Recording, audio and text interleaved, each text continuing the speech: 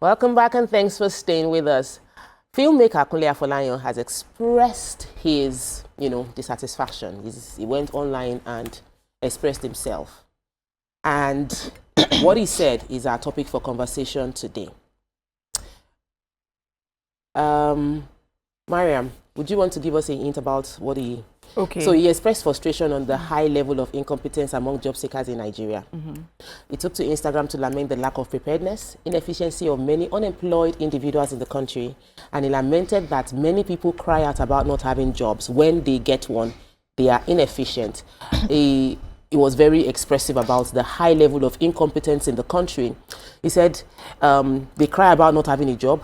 They get one, they are inefficient. I'm so pissed right now, according to him. So I would like to get your thoughts on this. I would like entrepreneurs to call. I would like to get the young people to call. Like maybe they are calling us inefficient for nothing. Join the conversation by calling us on 0201 635 2013 or 090241 63440. You can also tweet to us at x.com, #YourViewTVC, and we're also streaming live on YouTube, and the ladies would love to hear from you. So we've spoken about this in different ways, the incompetence that that we've seen, or attitude to work, but I think in his own case is more of a direct employment versus inefficiency. Like you say you can deliver A, and we employ you for A, and then found out that you're not even willing to try to deliver A. So what do you think about this? Have you experienced something similar to what he expressed, Mariam, and what did you? And the first thing you said was like among youths. He didn't say youths. He said individuals. Generally. So it's not about Gen Z. Don't be calling Gen Z out. They're not the only problem. There's so many people right now. I've had to deal with a few who I feel like there's widespread inefficiency in the world.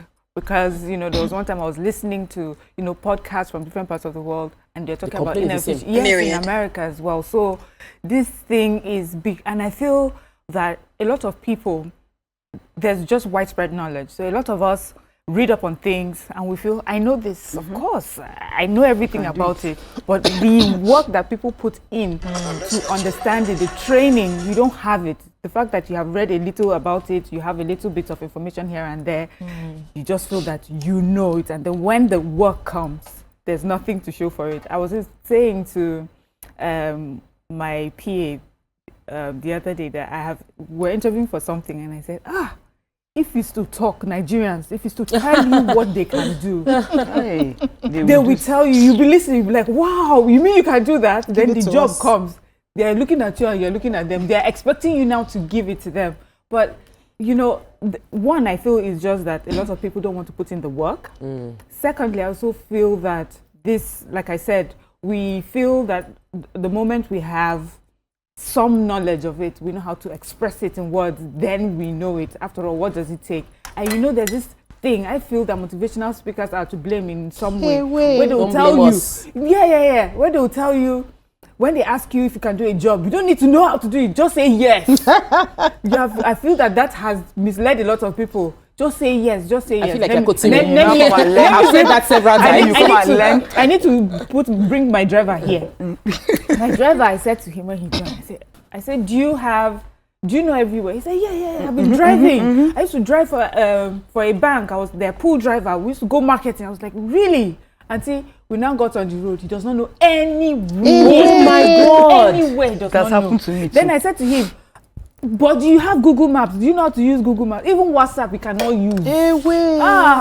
God. It was so you cannot drive and do something else. You have to be directing him. Yes. And I believe it's because someone must have said to him, you don't have to tell them the truth, just tell them yes. And when you get there, they'll figure it out. And we are figuring it out. So, but imagine if you were a doctor, imagine if you were in some very delicate sector, you know how it will affect. So for me, I feel there is widespread incompetence generally among youth and older. Yes. I'm catching the sob. I feel like I've said it to people several times, and I've done it. Please put some context. But yes, it's not literally. So even if I tell you to, I will not start putting it. But people say that thing that if they say, "Can you do it?" Say yes, I can do it, and then I quickly go and research and learn how to. So it's the speed of the learning. That's one too. That's also when you are starting. When you're just starting, you get to a point in your life where you cannot just be dabbling. You pick where you want to be, and you now start going deep into where you can't just be jumping. Somebody calls me now to say, can you teach French? And I say yes, because I want to go and read it. With which brain? Have I finished doing my work? You know, when I was younger, I would have said yes. And then I go and look for my pre-degree books and start. Do you understand? But you get to that point where you grow into it. But let's come back to the topic. I like how Miriam has started. It's an issue, it's an epidemic in the country. And if you are an employer of labor, you would have found that this is actually what is everywhere. You hardly find people who come in and they're able to deliver what they have promised. And what I see is not just about the people. Now, it's about systems. One of the reasons I thrived as a classroom teacher in an international school for 5 years was I didn't study education, right? I was a graduate. And then I applied to be a graduate trainee and who were brought in. And the first few weeks, like about 6 weeks, we were camped and we were trained on the 21st century teaching methods. So whether I studied education, you don't, as long as you're a graduate, you can speak English, come and you will learn. So we had to drop everything we knew and then we learned. And we're also given an enabling environment to flourish. They were, in fact, as a classroom teacher, I used to close like 6, 7 every day. We'll have in-house trainings, we'll have, follow-up, pair group and all of that. So it made it easy for us to learn the job properly, get acquainted with the basics of it, get in, and then we are constantly being evaluated. So everybody had to sit up, everybody had to show up, everybody had to do the work with so much joy. Like it was new, it was interesting. Even me that did not read education in school, that was when I found the love for education, right? We don't have those sort of systems here when we employ. Probably because we don't have a culture of training people. One, we are afraid that after training them, they will leave. So we don't want to invest in them. And then you bring somebody, and the way our educational system is, you're not even trained to work for. You are just learning, cramming, and leaving the place. When you get into the workspace, you now realize that, oh, for me to be able to do this job, there are certain skills I need. And then you get into the place and you don't even have those skills, and they're expecting you to perform magic. So it's not just for us to sit down and say, okay, there's a lot of incompetence. We need to find a way to make sure that we are not enabling the incompetence. That's one. The attitude to work is another thing that I see. Many people, probably because of the way our religious leaders have preached to us, we all have to be the head and not the tail. And if you see an animal that has just heads, that animal is a monster. We can be the tail and be an effective tail. We can be excellent at being the hand. This is my full body now. My hand has its function. My head has its function. My leg has its function. The leg cannot be saying, I have to be the head. Today I'm the one that's going to speak English here. It's not the mouth, right? But if we are allowed to flourish in our capacity, there are people that are meant to work for other people, and they will have a life. They will be happy doing that. For the rest of their life, they won't set up their own business, and they have not failed. They will excel working for other people. There are people that are meant to be the ones to, that are the pace setters to create the business. Now, all of us cannot be creating businesses. All of us cannot be CEOs. All of us cannot be creative directors. All of us, everybody has their place. So when you go to religious houses and they tell you that for you to succeed in life, you just have to be the head, it becomes a problem. Now, there's no dignity of labor. You are working for somebody, but you're not happy that you're working for the person. You're feeling, after all, I'll go and do my own. And we see it with artisans, right? Artisans start training for a job. They don't finish. No completion. They don't learn small. Mechanic now, don't learn small. Do tire, do this one, do that one. You never even understand engine work. You don't go set up your own shop. You don't collect small money. You took that from my mind. Go set up your own shop. Now you have not groomed yourself. You have. That's why I like the Igbo system of a business, where you have to go through and training for years and learn the thing. Apprenticeship, thank you. So that when you come out, you can stand on your own. Those are some of the things that we have to start looking into if we're going to solve this issue of unemployment. Should I go on? Or let's move on? Okay, so yeah, so me too, I'm facing this because me too, I'm an employer of labor. Yeah, so the thing, what I've realized is that what I've noticed amongst people who come to look for jobs is the fact that most of them, they go to this job because they want to make money. It's not that they are passionate about coming to deliver, or they have something innate in them that they want to deliver to make the company move forward. And most times, you know, it starts from the fact that most of them, they will apply for a particular course and then, you know, gain admission into university, but they will not go and study that course that they applied for. They may give them another course. So from there already, you've already killed their spirit and all. And then, you know, they will send you CV. If you see their CV, too much English. Oh my God, they have worked this number of experience, this, that. By the time you come and you ask them, explain all of these things, they can't even explain. And then by the time you come in, because at some point, you know, I was, you know, having that difficulty changing them here and there. So one time I was like, how do I make them part of this business? Okay, maybe I'll ask them, what do you want to be? As they are working for me, what do you want on the other side, on the side, so we can develop, you can develop my business, and also you can develop your own, and you can grow your own. One told me that he's not interested in anything. No, as soon as he's done, he's looking for any of this this thing to join. Reality show? Yes, reality show. If I even specified, he said I want to join Big Brother. That he has been applying for how many years? So, madam, just employ me for the first, maybe I'll work with you for a year, but after this year, I'm praying and working towards getting on any of this reality. So a lot of them are looking for that fast money. So because of that fast money, they are not putting in their very best into the whole thing. And again, most of the time when they come, they plan, you know, because they want to make that fast money, they'll start planning on how to steal your business from you. They'll start stealing and all. So all of these things are all factors that promote inefficiency and this thing in workplace. Let me take a quick break. I have listened to my powerful ladies. I've taken notes, and I'm sure those watching at home are thinking, is it my fault? Where could I do better? We'll dig deep into how to resolve this issue, because it's easy to point the finger and blame someone. But do we not realize that we are part of the people that make up this group that we're complaining about, and what we could have done better, how we could improve the situation? We'll talk more about all of this after we return from the break. Stay with us, we'll be right back.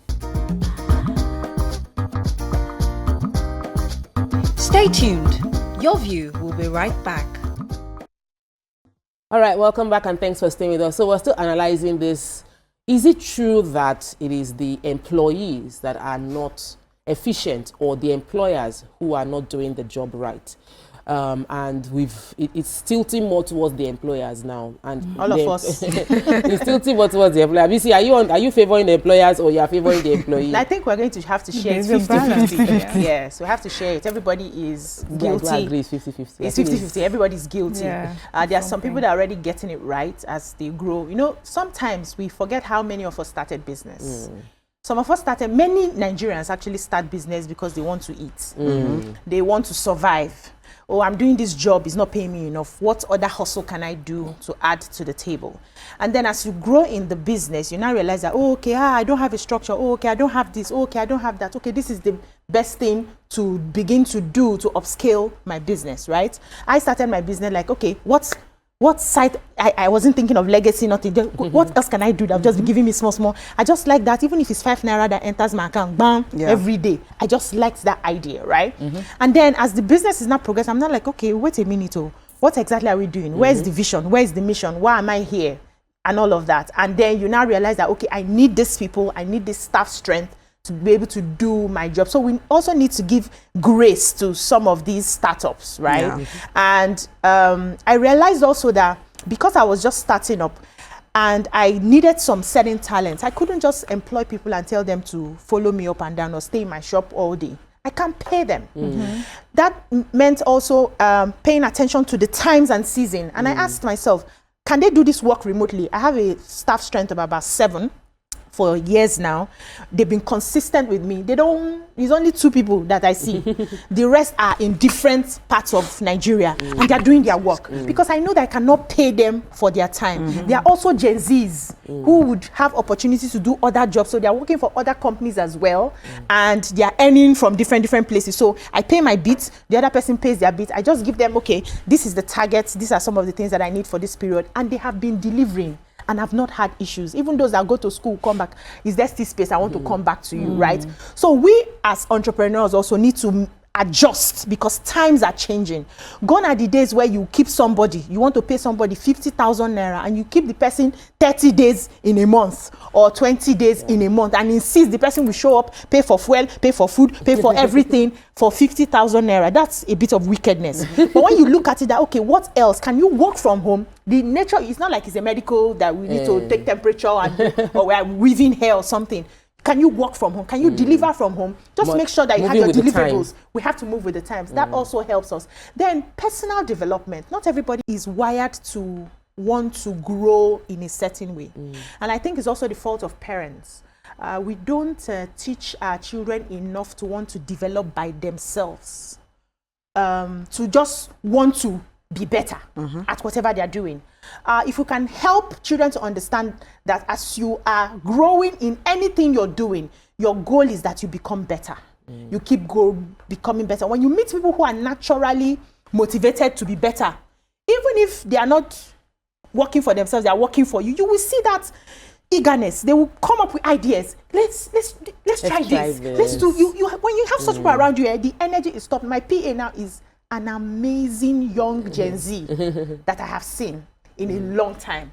She comes up with the ideas. You just like, we're doing this one today. Sometimes I'm like, please, can you let me rest? I know I'm the one that's employed you, but you are not acting like you are giving me instructions, you know? She's coming up with this. She's making sure that everything is on point. I don't have to chase her. Like I finally adopted her as my child because I see that she's willing to grow and she wants to go back to school. She's telling me she's going back to school to get better at this. I say, Auntie, when you come back, I will pay you what you are worth. Just come back, finish that school and come back to me, right? Not many people are there. They are distracted with so many things. I'm working here, but my mind is see the one that wants to go for a reality show now. The one that wants to japa, the one that they resume every morning at their prayer points. They are using your internet to be good researching. Sweet, I had one that was in my house. It was after she left her head.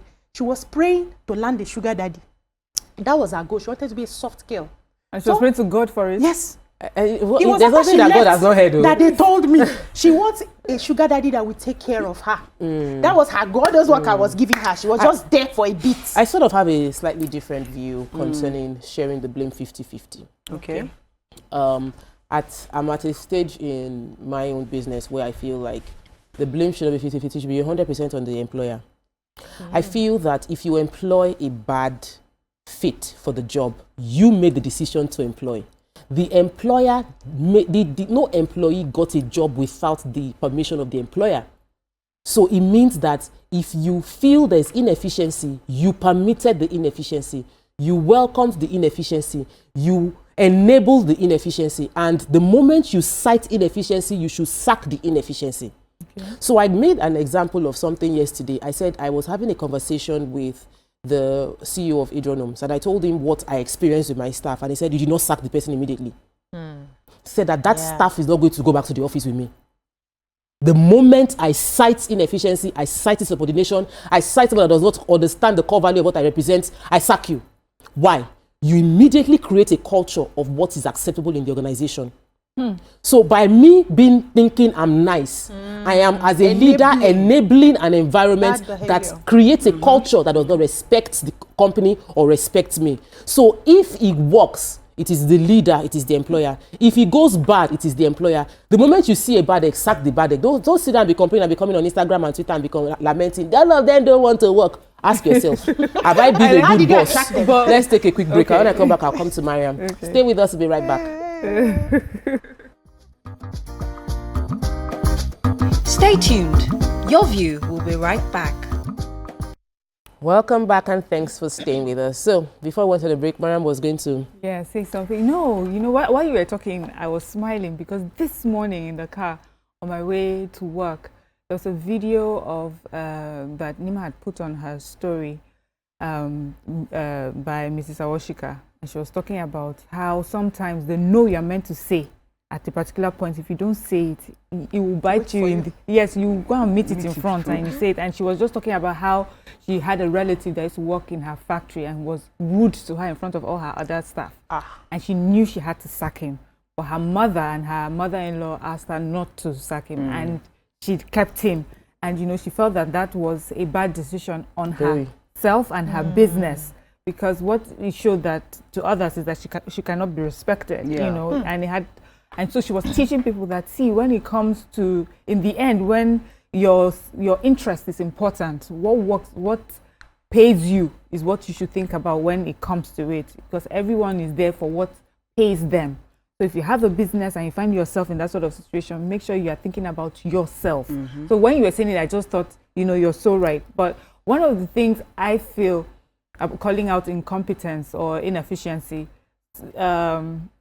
why I will not put it on the employer 100% is at the time you're calling out the inefficiencies when you see it. Remember, the employee comes to you with a picture. You sit down with them, and I tell you that there are a lot of people, they know how to write the CVs. ChatGPT is helping a lot of people. They know how to write the CV. They know how to speak the English. They would speak it for you. They know the words, how to string them all together, but they don't have the experience. And until they have worked for you after a few times, and if you're a human being, a normal human being, you tend to also give people grace, you know, okay, this must be a mistake, this must be a mistake. Then after a while, then you understand. And sometimes these mistakes would have affected your business. So it's not necessarily that you held on to that person. You just held on to the idea of what you were sold. And then, but when you find out, you let the person go. But I was going to talk about this culture that I've noticed with Nigerian employers, and that I am the Oga big man of this place, and do as I do, or everybody scatter, you know. Yesterday I was somewhere, and this particular business, don't want to mention the name of the business, and the person had put out an ad asking for a particular position to be filled. I was seated there when a person, in response to that ad, came in and said, I saw your ad, you say you're looking for, speak up! That's how the person answered, speak up! Oh my God. I felt like we're busy, you come back tomorrow or something. In my mind, I was like, if I'm the person and I'm not desperate, I'm not coming back. I lie. And this person I'm talking about, I know the person, I love the person, I respect the person, but that attitude was rubbish. Why? Because the person came to ask for a job? Why would you do that to another human being? That I'm asking for a job does not make me less than. That you're an employer and I'm an employee does not make me less than you. You know, I'm coming to give you my service, and I know that person needs that position to be filled. So, and you know, and it made me, I was sitting and thinking about it, because she's complained a lot about some of the employees. And I'm like, with this attitude, what do you expect? So we need to realize that times are changing. You must give people respect and earn respect. That you're kind and that your understanding does not mean that you're not firm. You can still be firm, respectful and kind, and still be the boss and be respected. Don't treat people anyhow and think, or when they come to you to give you a complaint or ask for raise or something, instead of respectfully explaining why you can or cannot, you dismiss it, and you dismiss it disrespectfully. Don't do that to people. It's part of self-development that Missy spoke about. Self-development, even you mentioned it. I think you mentioned it during the break. Yes, I said the employer needs to go for trainings themselves and develop themselves as well. Okay, are you speaking? Yeah, so I wanted to say something about what Tope said. Tope said 100% on the employer. We said no. We said no. We said no. We said no. But you know, me, when I started my business, I won't say I didn't struggle. I struggled with it. But there are some employees that come. They will not give you their best that first month, second month. But I'm telling you, from the third month, they may pick up. So if you are the type that, because most of us, especially we entrepreneurs, the first thing we look out for is, this month, the person has to deliver. We already have our goals, and if the person is not, it does not align to those things, we are now like, this person is not delivering, so the person has to leave or something. But we just have to be patient. Some people come, they are slow, but they will get it. And once they pick up, they move. So that's outrightly sacking. That outright sack, every time maybe somebody comes and you just say you're going to sack the person because the person is not delivering, I don't think is the... No, but I mentioned that was the information someone gave me to deal with a situation that was obviously wrong. By every business standard. That what the experience I had was an experience that was sackable. And there are, we have labor laws in Nigeria, you know, and we have standards. But for every contract, there is a clause of why you should be terminated and the justification for your termination. So it's not going to be like, oh, saying you should sack, when you say sack the person, it's a case of, I need to put out a strong message. If see what's happening in the Senate. I'm going somewhere. See what's happening in the Senate. If we've had experiences where some senators have behaved, or some lawmakers, let me not say senators, both House of Rep and senators, some lawmakers have behaved dishonorably in the past, and they were not well dealt with. Like the issue was not nipped. They got away with it. So we have created a culture where lawmakers can disrespect the position they have and get away with it, and you're now wondering why you are going to have more of it. You will have much more of it, because whatever you permit will thrive. So you've permitted it. So that's why, as a boss, you must have that handbook from the beginning. You must have that system, and you can, even if you do it from the beginning, you can do a review. Because there was something my husband did this year. I did it like 2 years ago. I issued a new employment letter to everybody with new terms and conditions. When he did it this year, one person voluntarily resigned. Because he does not. Because she was like, this is more work. Even though there was more pay, she was like, no, she cannot do it. You can go. This is the new terms of agreement. If it doesn't work for you, you please, with all due, because what you had before was my small business, where I did not know better, and I was just managing. I was learning, but now I have done some courses. Everybody will evolve. So let's talk about it. Now that you know better, would you advise that, as small as your business is, when you're employing someone, have a proper letter? Yes. No detailed job description. And terms and agreement of. Yes, we do. I do that even for PSF. You sign something. So I wanted to also add that I know that business thrives with competition, and because of that, employers will do whatever it takes to make sure that they maximize profits, pay people less, find a way to enter into the market. If you need to push people down, push people down. If you need to monopolize, and all of that. But I think we should start changing how we do business, right? Because I feel that the universe is abundant. And whatever you find in your hands to do, as long as you are diligently doing it and you're putting in the best that you're going to, into what you're doing, you will grow, and you would have a legacy product. You have a legacy business, right? As we are growing in the business, it's now time to start moving away from the hunger that drove you to start it in the first place. Like, what legacy business am I going to do? So one of the things that I identified in my business and recreating myself is to make sure that I give more. My business gives more in use value than what I take in cash value. So that if you get my product, you will always remember that this product was good to me. You will always, for instance, if you get my hair, you would always be able to use my hair for a very long, use your money, dash a family member will still use, and so I'm intentionally trying to create those products that would last, that would keep my memory or the brand in your mind for a very long time. And if that means that I have to reduce my gains, I will do that, so that at least it's affordable for you to be able to get it, and then it lasts you. So if we start putting our business in such a way that it becomes legacy, it now starts serving humanity, you will see that everything will gradually start aligning. And as we are putting the structures in place, the ones that will not align with your goals will fade out, and that's okay. I went for a CEO strategy meeting a few weeks back, and one of the things we talked about was entrepreneurs not liking the idea of training people and then they are leaving. So it was a major problem. I finished training you, I send you to courses, blah blah blah. Before you know, you have used the CV you built in my office to go and get a good job somewhere else. And I was like, for me, I say it differently. I know that it's painful because you have spent money. But I also see the fact that your story will not be complete tomorrow if you do not mention that you learned certain things and you were trained so and so place from here. Today, I'm on TV, but every time I talk about where I worked before, I mention, though I don't mention the name of the school, but I mentioned that my growth actually started from working there. I left at the end of the day. But all the things I have learned so far has followed me to wherever. And I'm trying to be a good ambassador to the place, even though I am no longer there. I know how many referrals I've made to parents to send their children to that school. Because I knew what I gained, because I'm also a good person. So just do what you can as an entrepreneur. Make sure that you are serving humanity in your business.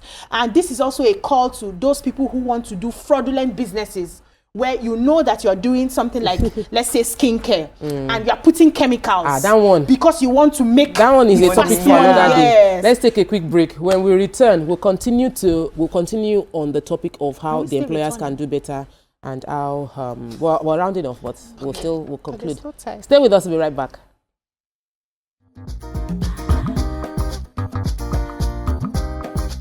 Stay tuned. Your View will be right back. Welcome back and thanks for staying with us. So I've discussed far and wide concerning these issues from the employers and employee, the inefficiencies that we observe in our employees and how we can handle it. I think we should focus more on how we can handle it. And I think that we've talked a bit about how we can handle it because BC mentioned personal development and it is so important. You cannot rest on the knowledge you had yesterday. You need to keep on acquiring more knowledge and radical execution of those ideas. However, let's come back to employees. Maybe we can advise a few of these employees. Do you think employees are having unnecessary or exaggerated expectations of what they should get by being an employee? Do you think that we have employees who are jealous of the lifestyle of their employer? Because majority are. Yes, a lot of them are. Are you serious? Yes, they do. Why? Some You're not inspired. You are jealous. Some are, yes, some are jealous. Some we have had some. I've had a case like that. There was a time, and I got an employee that came. I trained her, did everything for her, you know. And then at the end of the day, there was this customer that I was teaching how to open up a spice business. And when the spice business comes, so when she comes, the way I dress, at some point she started dressing like you, like me. You understand? Then after some time, you know, when I come, I'll just see her in my office sitting down. When I come, she will not stand up. She'll be like, no, she's trying to do something and all of that. Of course, she was like my PA kind of. She was the admin person. So sometimes they can be jealous. Sometimes they, you know, are not. But you know what she did? Somebody pushed her. And that thing cost me a lot. I went through a lot at that point in time because I was teaching the person how to start up her own spice business. She came, I trained her for 3 months. That 4th month was the month that they pushed her and they left with her. Then she went with all my, you know, because when I was teaching the person how to do the business, I showed the person, I brought in machines for the person, showed the person. So she knows my most selling product, the one that sells more and all of that. Went with that information, gave that other person, and new person started selling same kind of my products. And we're going to my distributors. This one is a behavior. Yes. So I think that honestly life is about competition. But I've attended it's competition. No, I don't like it too, but this Wednesday when they broke down the competition in business terms, they'll say don't believe like compete with yourself, face your own lane, but there will be competition. You might find your own unique selling point or differentiating factor. You might not be competing with them, but they're competing with you. And whether you acknowledge them or not, and then there are some people in business. They are there because you are there already. Yes. So they're going to be watching you. Every little mistake you make, they will try to do. Any good thing you've done, everything they will do it. So when you said training, I would say this advice I've gotten: don't train just one person. Never. Collective. Always have a training for a group of people per time. Record your trainings so that you are not exerted every time you need to impact knowledge. So if I'm teaching one person, there's a camera that is recording it. I paid for a training and we have it recorded. So every staff must watch that training. So we don't need to call all those people again. How about signing agreements? So agreements, they can walk away from your agreement. After signing? Yes. And then you go to court and if they go to Calabar, you will go and find them from there. Just ensure that you're not bitter about it. You speak about your training in the school.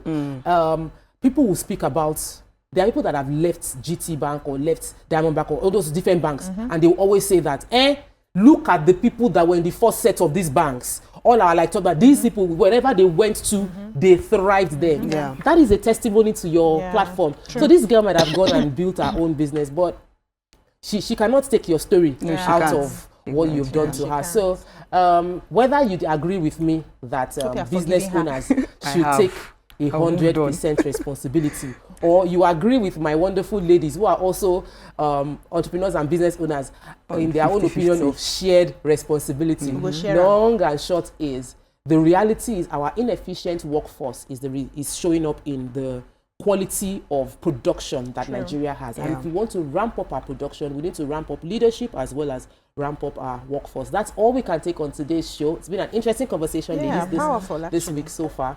And you will join BC and the Your View ladies tomorrow. From us, Your View Pidgin ladies. From us, it is still next week. We'll see you on Monday. Bye. From us. The us is